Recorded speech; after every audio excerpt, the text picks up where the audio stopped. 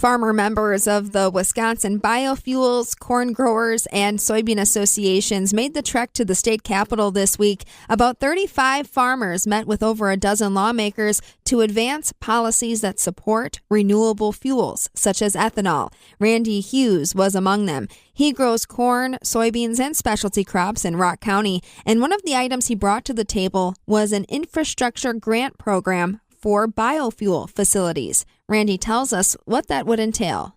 Basically, the pumps that are out there that you fill your car up out of have to be set up properly or be made out of certain materials in order for them to handle ethanol. And the more ethanol, the different the pump has to be. So when it used to be just 10%, that was a different pump than no ethanol at all. And this just takes some money and helps to make sure that those pumps get built so that the consumer has a lot more options on what they might want to get for fuel. Is there a specific blend that you're pushing for? Well, for us, of course, the more the better. So E15 year-round, but these are actually for the higher numbers up to E25 and 35. So just so that it can handle it. Doesn't mean that's going to happen, but if we end up wanting to put more ethanol in it at a later date, we'd want to make sure that the pumps can handle it. We had a little pushback. There are some people with small engines, motorcycle riders, certain people that are concerned about not being able to get the recreational gas, just the straight gas, like we're trying to limit their options, and that's just absolutely not the case. These pumps can still pump regular gas. The market will determine whether that is available. You used to be able to get kerosene to put in your car too, but you can't anymore because nobody needs kerosene. Well, if that happens someday to regular gas with no ethanol in it, so be it. We don't have control over that, but that's not what we're trying to do to limit that, and that's not what's going to happen in any near future. You know, usually when you bring up a priority to a lawmaker, they ask, what's it going to cost?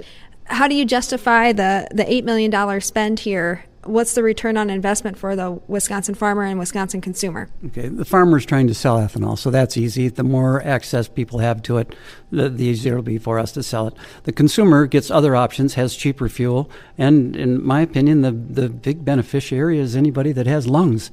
We're talking about a cleaner fuel here, and that's very, very important to me, and I think to a lot of other people. So that's the real driver for me. Another thing you talked about today at the state capitol is sustainable aviation fuel, SAF or SAF. That's usually a discussion we hear at the federal level, but it's also at the State House as well. Can you tell us what you're asking for there? Well, first of all, there's several things going on. One of them is that there's a plant that has been proposed in Evansville, Wisconsin, and that plant would be able to make the sustainable airline fuel if things went the way they hoped it would. And there's a huge market in Minneapolis and in Chicago because of the airlines that are positioned there. We're asking for a $1.50 credit back on that so that it makes the fuel cheaper so that they can make it work. Sustainable airline fuel costs more than petroleum fuel does right now. And one thing's for sure, clean environments cost more than dirty environments. And so it's going to take a little bit to make this work, and we want to take this credit and do it. The question is, what does it cost? And the answer is really nothing, because they're getting nothing now. So if we just get this credit back of $1.50 a gallon on the sustainable airline fuel, the state will still get all the rest of the income. It's not like we're taking all of the tax away or all of the money away. It still brings a tremendous amount of stuff in there. So with there not being anything now, it's pennies from heaven. It really is. The other thing this will do is it adds to the value of the soybeans in this area.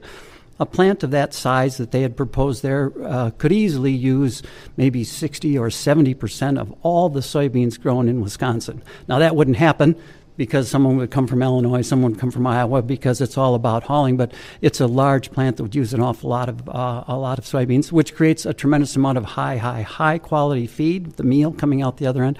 And then the oil can be used for several things. It does not have to be just sustainable airline fuel.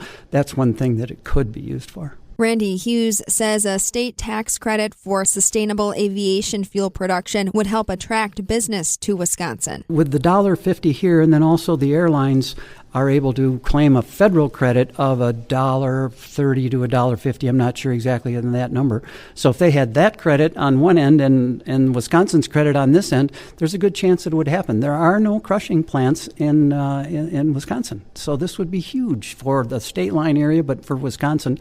And this is set up so that it's only for sustainable airline fuel that is actually made in Wisconsin, and it's only for domestically grown feedstocks. So there wouldn't be any foreign stuff coming in or anything like that. There might be beans coming out of Illinois, Iowa, wherever, and turned into sustainable airline fuel.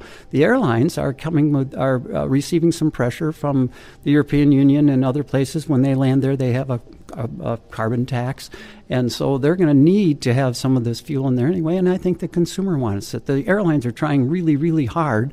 It's just that it costs more money, that's all. A sustainable aviation fuel production tax credit, and an infrastructure grant program for biofuels facilities. These are two of the items on the list for renewable fuel advocates at the state capitol, including corn grower Randy Hughes. For the Midwest Farm Report, I'm Stephanie Hoff.